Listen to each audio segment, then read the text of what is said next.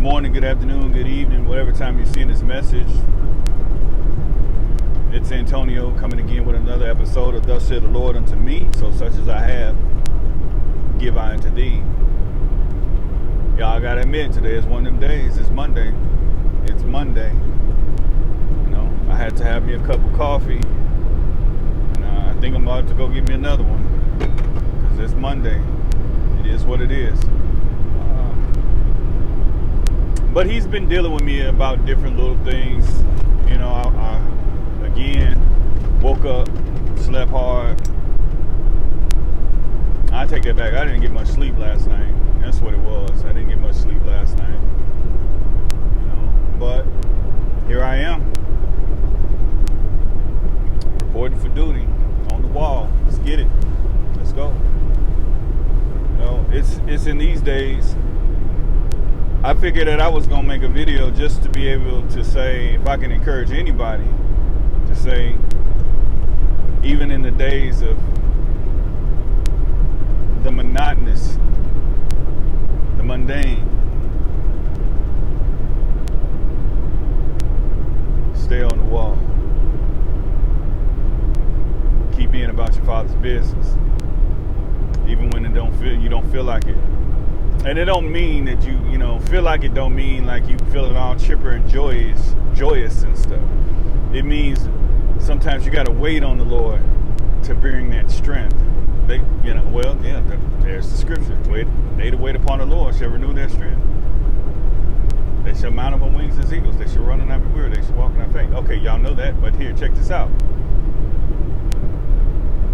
Check this out, though. And I mentioned it before in another video, but I'm going to mention it again. The joy of the Lord is our strength.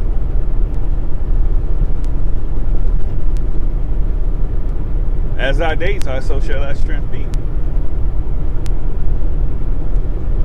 So, as thy days are, so shall thy strength be. Sometimes you got to wait on the strength to come. You got to wait on that strength, as in the original scripture that I said first. And in waiting on that strength, it is both strength and joy. It's simultaneous. So we're waiting on our joy. We're waiting on our strength. We're waiting on that touch. That touch that's going to give us this renewed spirit. And it isn't because you did something wrong. It isn't because you fell off or you didn't,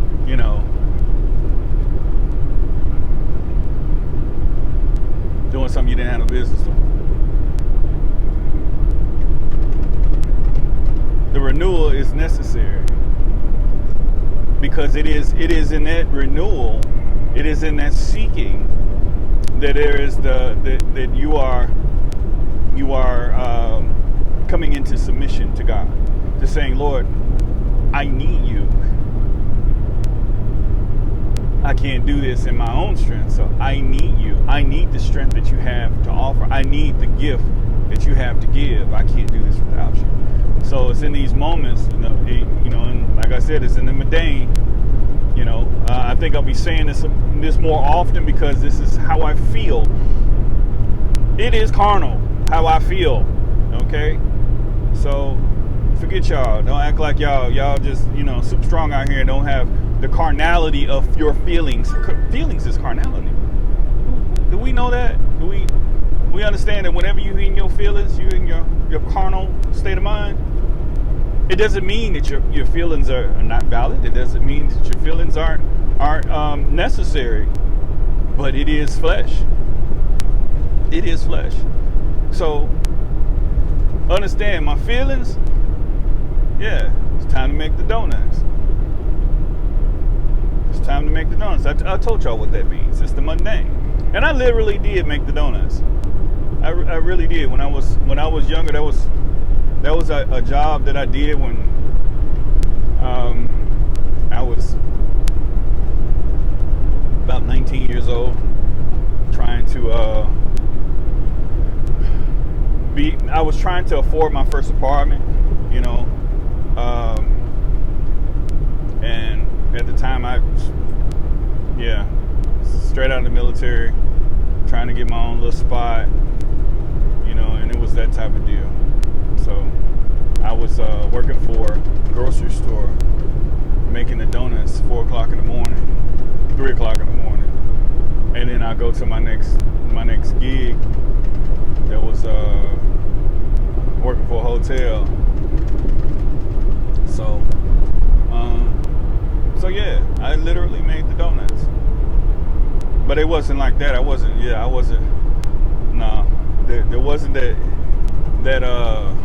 that desire to be consistent. I really, at that time, being at that age, I could care less. I was just trying to get into. Well, I was setting up for school. That's what it was for me. So yeah, I did my little deal over here, played G.I. Joe Land, and now it's time to come over here and try to get into the school and do what I got to do. So that's what it was about. That's the hustle. So, But anyway, yeah.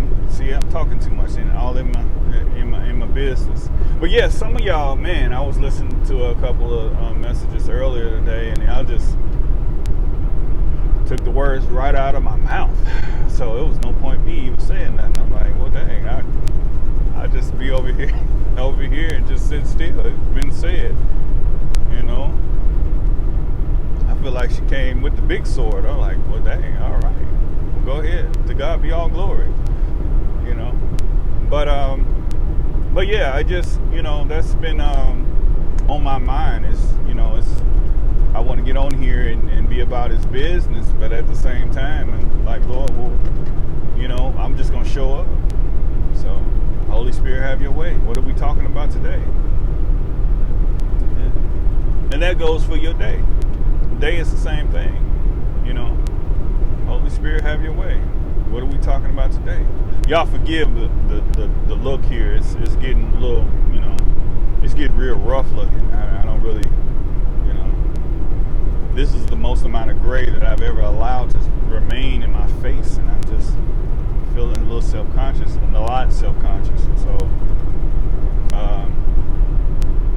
but yeah, this is a transitional phase. So I gotta rock this for a minute, trying not to. Yeah. For those that don't know, you don't want to edge yourself up too much, because if you do, it'll create dark marks in the edge points. Those that know anything about that barber life. But yeah, if you cut it too much, and at a certain degree, it will start to make black marks on your face from the razor point. So that's that. So sometimes I got to go through these transitional deals, and if I'm gonna be consistent, like I said, in the Lord's strength, then how am I gonna do that if I'm hiding? Y'all seeing the rough face, and I don't really care about the little side remarks. That's the reason why the comments ain't on. Comments not on. Man, I was thinking about it like this. I know that there's probably, there's some questions, and I would love to answer them. But I realized, what I realized is the same thing that I need to express. And that is, first off, I know that everybody's not going to understand. Everybody's not going to get your perspective, and that's what we would like to share, is that perspective. But there are some moments where it's in you seeking God's face for what has been given.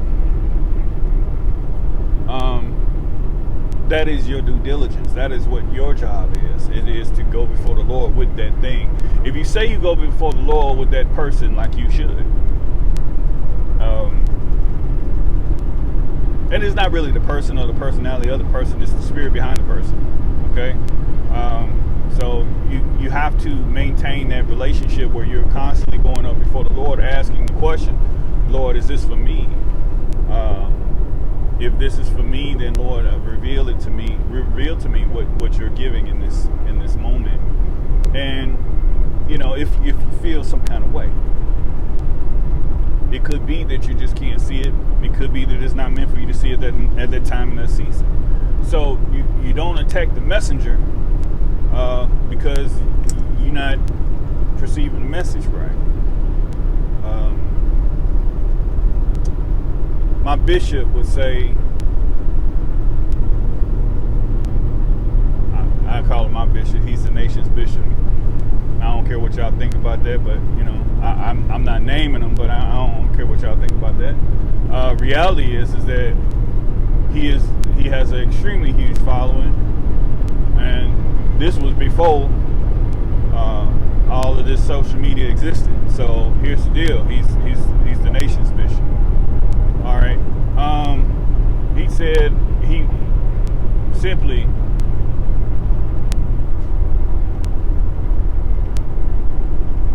If all these kids can come sit at this table and eat this meal, and you the only one that can't eat it, the problem ain't them. The problem's you. So you need to fix whatever that is that's preventing you from being able to eat at the table. Now, like I said, if the problem is you, it may not be a problem. It may be a redirection. Okay.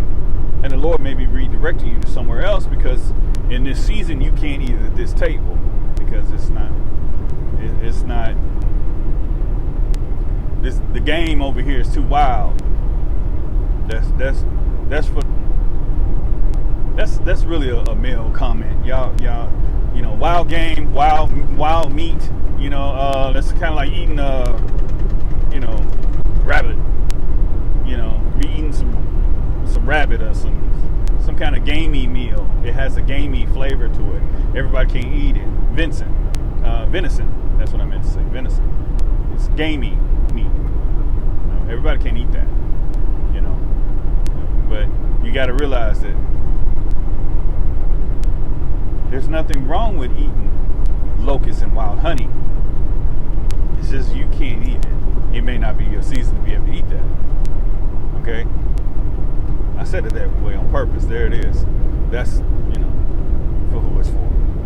But anyway, so yeah, don't shoot the messenger. The message was there. It just my problem is this is my problem. This is my own personal problem. Sometimes I feel like it's not a feel. I know that I'm able to hear their level of discernment when it's cranked up. You've been in the secret place for a minute, and you didn't been in the Lord's presence, and you can listen and you can hear the Lord speaking in just about anything. You can look around and I can see a sign driving down the highway, and I can see it jump off the page. It'll jump out at me. But when you get to that point where you seeing the Lord in everything, nature or different other things, then your discernment is heightened in that moment. I can't personally speak for everybody else. I can't personally stay in that place. Okay, it's not because I didn't do the things necessary to stay. It's because it's like He don't allow you to remain in that Superman position. Because in that position you have to remember that it's by His Spirit, not by might nor by power, but by His Spirit. So in order to be in that place, or even to remain in that place, it's only by his own power to keep you. So I end up having to go back down. It's not like I get to stay up there, but here's my deal. It's a little frustrating. Frustrating part is that I feel like I'm reading other people's mail, and I don't like that. I don't like that at all. It's almost like is that for me, Lord? And He don't say nothing. Then I'm sitting up here like I'm looking for. Like, is that really for me? Oh man, I'm whatever. Yeah.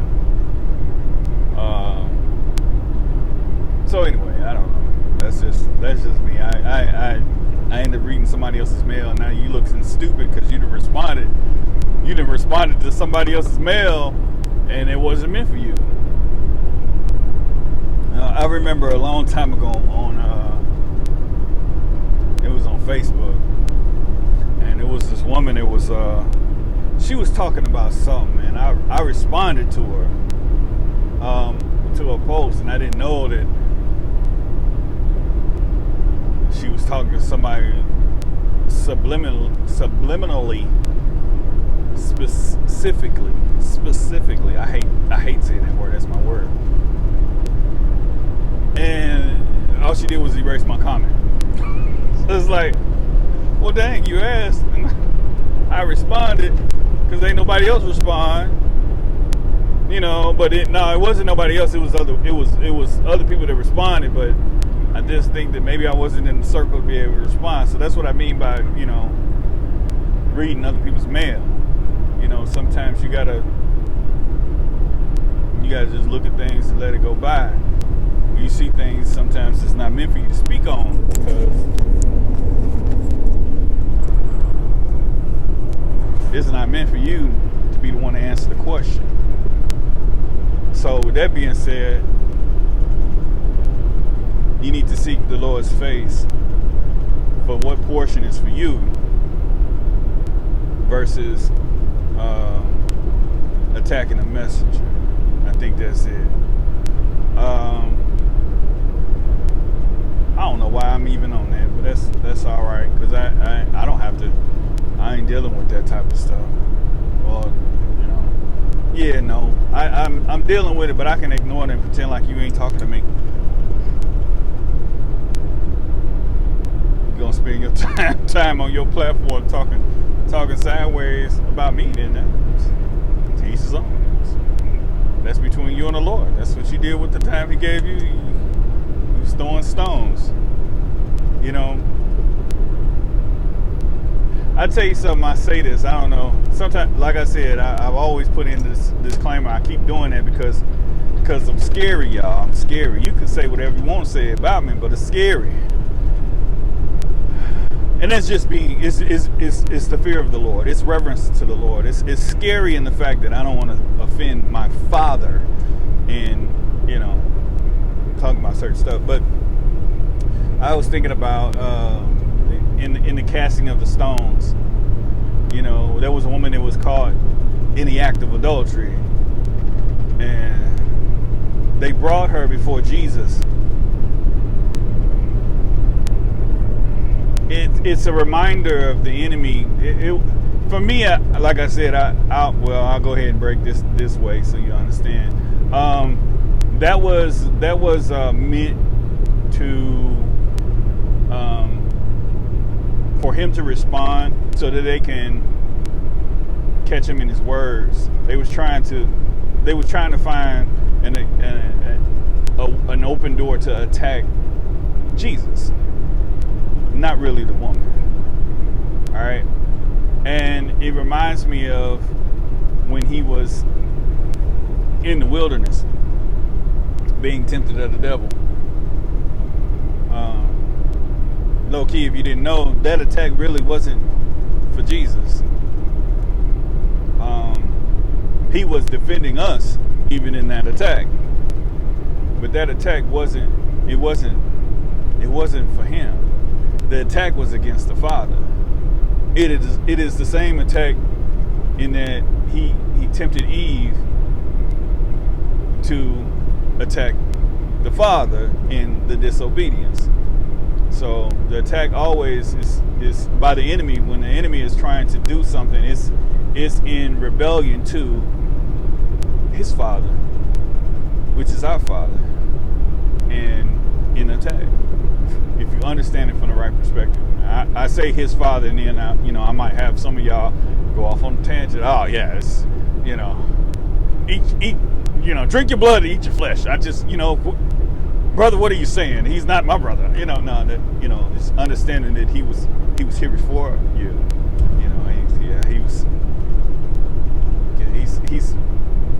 He's like the older brother. If you didn't know, he was given glory and the beauty of to be a chief musician and an angel of light that was so beautiful that you realize that he was chosen to be that. He was created to be that. So I know that, y'all tend to forget that he was created to be that, but yeah, he's a killer now. But that's not the point. That's not where I was going with that. But it's always trying to get somebody to rebel against the Father, and that's the whole idea of it. So with Jesus in the wilderness, it was, every attack was really for Jesus to move outside of the Father's timing. That's really all it was. There's revelation if you didn't know that. It was each temptation was to move outside of the Father's timing of what was already his. That's why the last rebuke was, Satan, get thee behind me. Thou shalt not tempt the Lord thy God, him only shall I serve. And I hope I said that right. I might have been, I might have,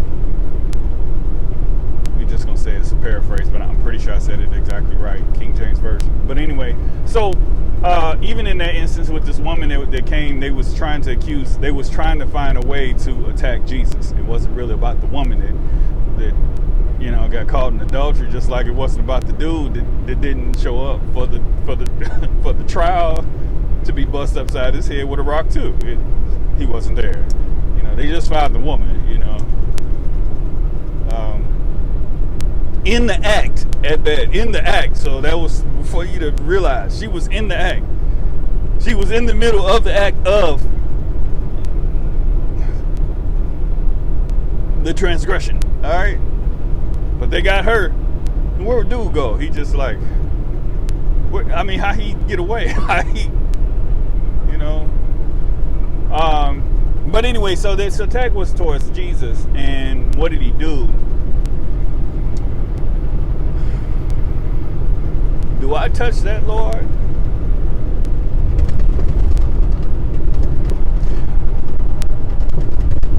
How about we touch that? If I touch that, I'm gonna get you. Well, it's all right. We're gonna roll with it. All right. So he wrote something in the sand, and I have an idea of what that was. It's a very good speculation of what it was. But he wrote in the sand. Nobody knows what he wrote in the sand.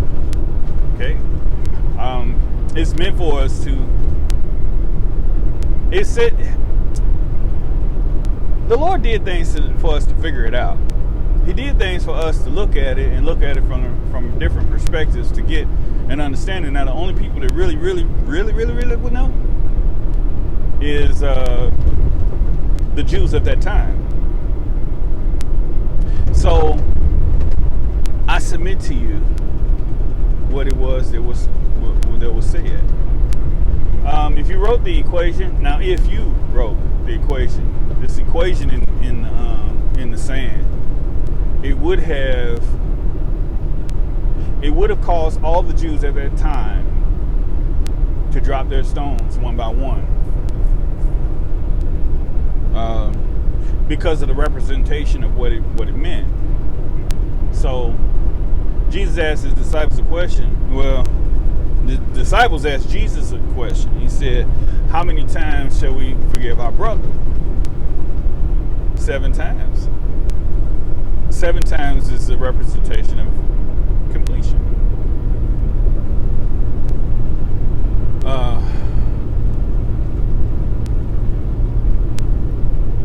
He says, how you say it? Not 7 times, but 7 times 70. All right. Now, the revelation of 7 times 70 is the revelation of what he would have written in the sand. It's the same equation. 7 times 70 is in reference to the time in which God had given grace to his people, which I can,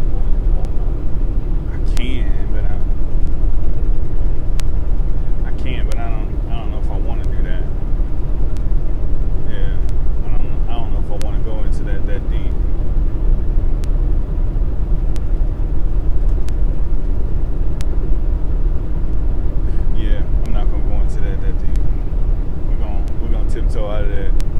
let's just say that equation is equal to a time of that God has separated himself from his people and allowed them to go into harlotry.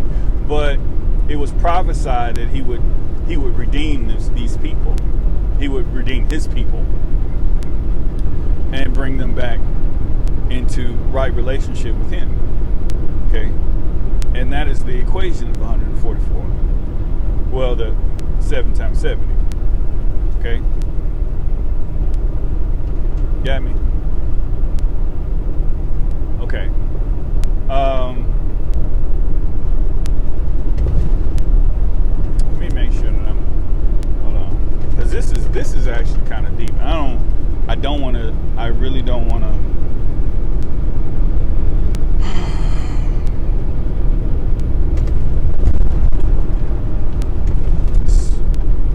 Bear with me, please hold.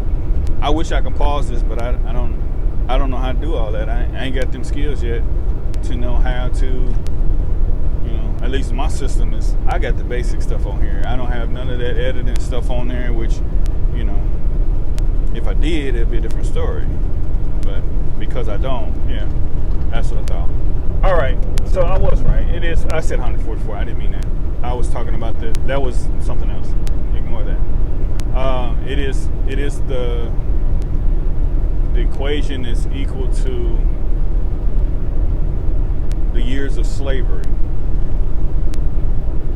It's the years of slavery, and then the extra amount that's added onto it. And see, I don't know if I want to go into that, because like I said, if I do that, I'm pretty much here now. I'll tiptoe. How about that? I just tiptoe. So that is the equivalent of a time and period of slavery, basically, which it's 149. It was not 100. It's 490. But that's what it's equal to. The time that they were set apart from God for this time period, and then he brought them back into right relationship. But all the Jews at that time knew exactly what that meant. Okay, and even when he says 7 times 70, they knew what that meant. See, my issue a lot of times looking at the scriptures is understanding that if I said to you, bravo, bravo, foxtrot, those that understand that that's phonetic alphabet would know what I meant. BBF. Okay? Which doesn't mean anything, it's just the point. I could have used anything. But they know that. They understand that because they understand Hebrew. So when we're looking at it, we're looking at the scriptures almost from the perspective of an infant, of a child's perspective. While they understood it because they understand the Hebrew text, but never relayed the message, never spoke the words to let us know that this is what it is and what it's not. So if Jesus would have wrote 7 times 70 in the sand, they all would have dropped their stones, because how can you cast the first stone? Each one of your tribes, no matter what family you are in, committed spiritual adultery, which is idolatry, and that is the reason why God had to give you the grace or the mercy to not destroy you. You get it? So your family has committed these sins. So how can you cast a stone? You can't. You can't. And that's like basic knowledge for them. But it's not basic knowledge for us, So that's what I mean by that, Yeah, so like I said, those 2 points, the 7 times 70 over there, and then what he could have wrote, and I keep saying could have, because my understanding is that's probably what he wrote, because it only makes it's only fitting. The one thing that you could have said to everybody without saying nothing. Simple to me. simple to my understanding that that's, you know, what would make sense to be put into that little space. But anyway, that's it. That's all. I didn't want to. I really didn't want to go into that because I feel like I didn't put enough weight on that. That could have been. That should be a whole teaching all by itself. But you know, that probably deserves some citing and some scriptures behind it. But you know, I think that I know that you guys can Google it. It's not, you know, Google right now is changing the game, you know. But I will say it this way: be careful not to lean on Google too much, because it's what it is. It's no different than us now. Most of the people my generation understand that. Okay, we understand certain little things. Like, for instance, once upon a time, you used to have to memorize phone numbers. Yeah, you had to memorize phone numbers because the phone, you had to punch the buttons in, or you had to use a rotary dial system, and you had to remember these phone numbers. If you didn't know them, then there's no way you can make the phone call, unless they had, you know, you try to go through information and go that route if they had a listed number. Okay, but nowadays everybody's phone numbers are all in their phone. So I challenge you guys: do you know more than 3 phone numbers? And yours don't count. Why? Because we have computer systems now thinking for us and doing these things. So that's why it's important to know the scriptures or know the word the same way, because you're going to have people now, and this is where this is my little personal issue, okay? Personal. So this is just my opinion, my personal opinion. All right. I see that there's so many versions of the Bible itself, and that's for each of us to be able to study in our own ability, in our own language, in our own, you know, way of understanding.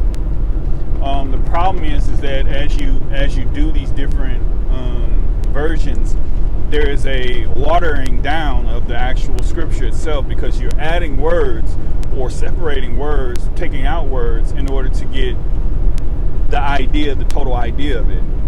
Okay?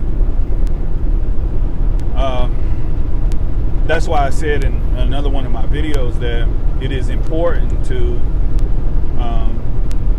still learn even in the King James Version, because it's the closest thing to the original version. All right, and the original version is reading it from right to left in Hebrew. Okay, that's the original version. All right, I think it's Hebrew transliterated. If you read it like that, it gives new meaning to the words. It gives new meaning to the understanding of the scriptures, but we had to add in these little things to be able to make the sentence make sense.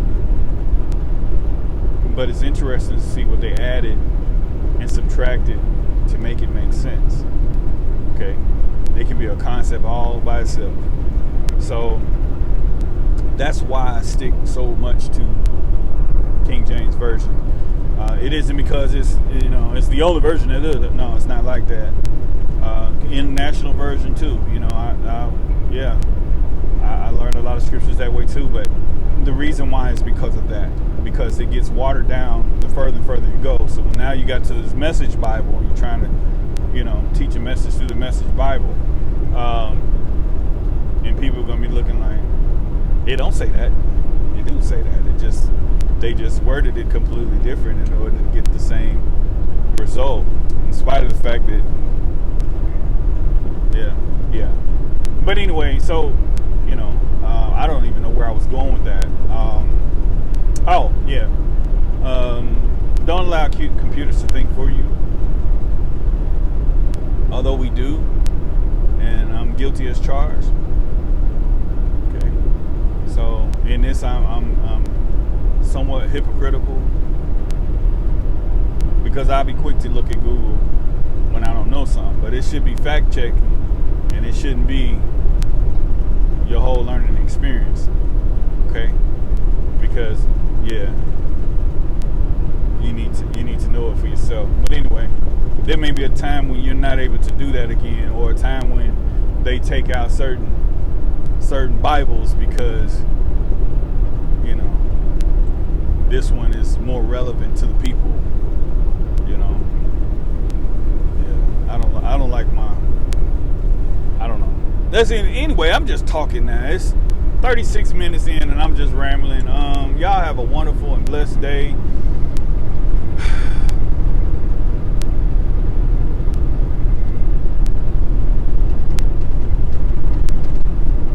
I was just going to say, you know what? All I can say is love your neighbor. Bless them to curse you and do good to them that hate you. Pray for them that despitefully use you and persecute you, that ye may be the children of your Father which is in heaven. Y'all be about your Father's business, because he loves you. And I love you with the love of the Lord. But of course he loves you more. Y'all have a wonderful and blessed day. Till next time.